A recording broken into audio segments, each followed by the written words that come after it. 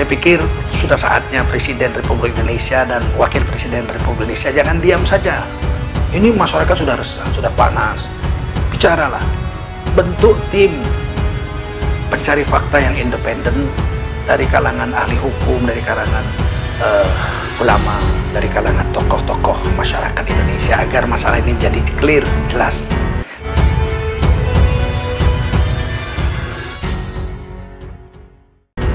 Hamdan wa syukran lillah wa salatan wa salaman ala rasulillah wa ala alihi wa sahbihi wa mawalah. Allahumma salli ala Sayyidina Muhammadin wa ala alihi wa sahbihi ajma'in.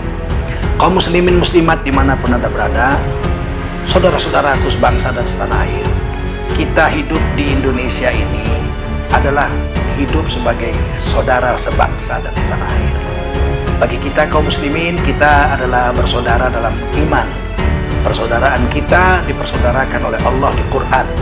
Innamal mu'minuna ikhwah. Sesungguhnya orang beriman adalah mereka itu bersaudara. Oleh karena itu kita jaga diri kita agar kita tidak menzalimi orang, apalagi menzalimi orang Islam.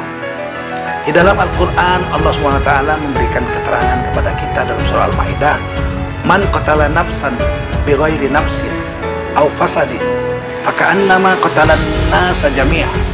Siapa membunuh satu nyawa manusia, tidak dikatakan membunuh orang Islam, membunuh satu nyawa manusia.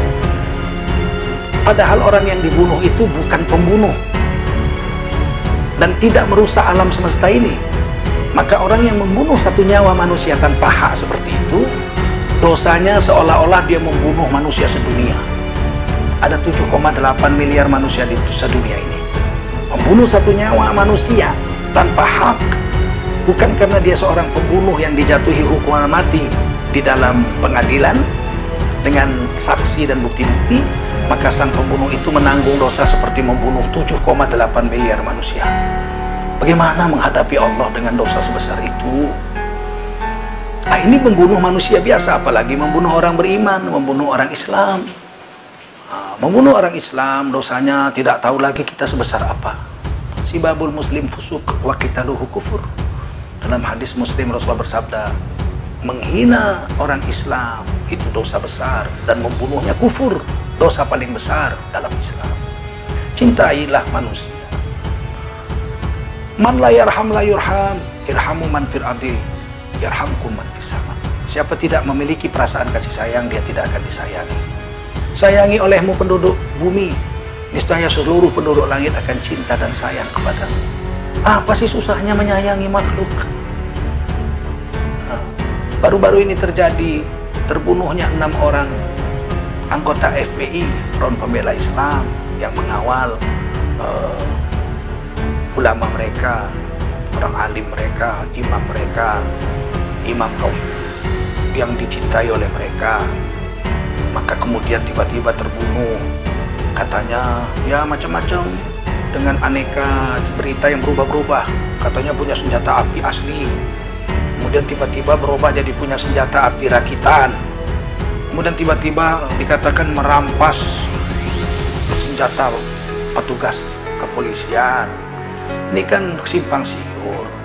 Dan menurut saksi baru-baru ini saya dengar di Komisi 3 DPR RI, korban yang dimandikan itu rata-rata ditembak dadanya 2 peluru atau 3 peluru, bahkan ada yang tembus ke belakang tubuhnya.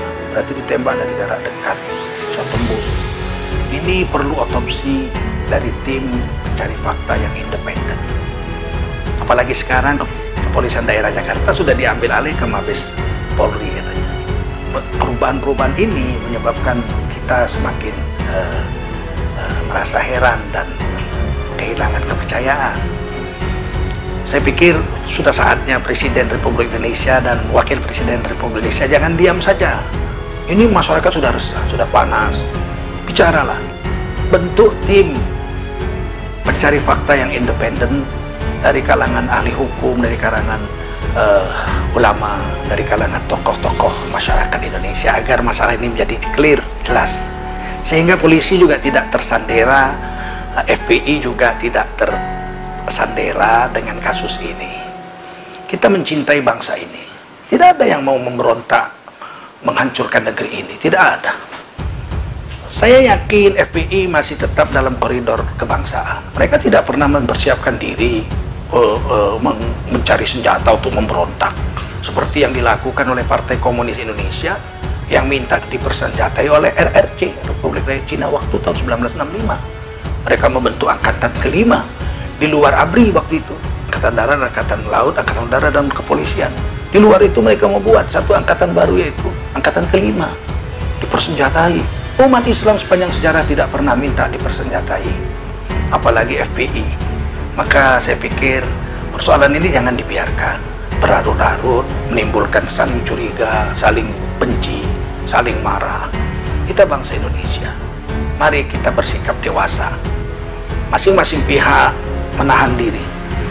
Jangan ada yang merasa gembira ketika ada ulama yang mau ditangkap. Ini berbahaya sikap seperti ini. Saya teringat tahun 1960-an ketika para ulama dari mereka yang menolak nasionalis agama komunis, Nasakop, itu rata-rata kan ditangkap di penjara tanpa pengadilan. Muhammad Nasir, Buya Hamka, Syekh Isa Ansori, Syekh Muhammad Sa'ad, Sekjen Masumi, Syekh Arsyad Talib Lubis, banyak sekali ulama-ulama ditangkap. Dan sebagai kelompok ulama ada yang diam saja, nggak membela. Bahkan mungkin ada yang bergembira ketika ulama-ulama ini ditangkap. Wah, itu bukan kelompok saya. Hentikan seperti ini perpecahan. Itu bukan kelompok saya, biar aja ditangkap. Bahkan ada yang lebih keras mengatakan di medsos-medsos, biarkan dibasmi seakar-akarnya. Mereka bukan kelompok kami. Innamal mu'minuna ikhwan. Sesungguhnya orang beriman itu bersaudara. Kita sama-sama mengucap la ilaha illallah Muhammadun Rasulullah. Kita sama-sama sholat, kita sama-sama puasa, kita sama-sama membayar zakat. Kita sama-sama warga negara Indonesia. Tuhan kita sama, Allah Rasul kita sama, Nabi Muhammad. Kok merasa saya bukan kelompok dia, dia bukan kelompok saya? Perbedaan antara kita itu tidak menyebabkan kita berpecah belah, wala tafarraqu. Kita masih sama-sama mengucapkan la ilaha illallah Muhammadun Rasulullah. Oleh karena itu, kita kembalikan ini. Jangan kebencianmu kepada satu kaum menyebabkan kamu berbuat zalim. Kita bersaudara. Tujuan kita sama, mempertahankan NKRI ini menjadi negeri yang baldatun thayyibatun wa rabbun ghafur. Koridor kita sama, Pancasila dan Undang-Undang Dasar 45. Tidak ada yang mau mengubah Pancasila dan Undang-Undang Dasar 45 dari kelompok Islam manapun. Demikian saya Tengku Zulkarnain. Sekali lagi berharap Bapak Presiden Republik Indonesia, Bapak Wakil Presiden Republik Indonesia, bicaralah.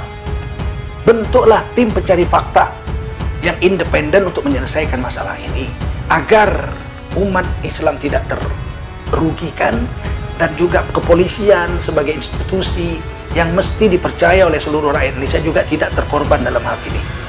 Terima kasih sekali lagi. Wassalamualaikum warahmatullahi wabarakatuh.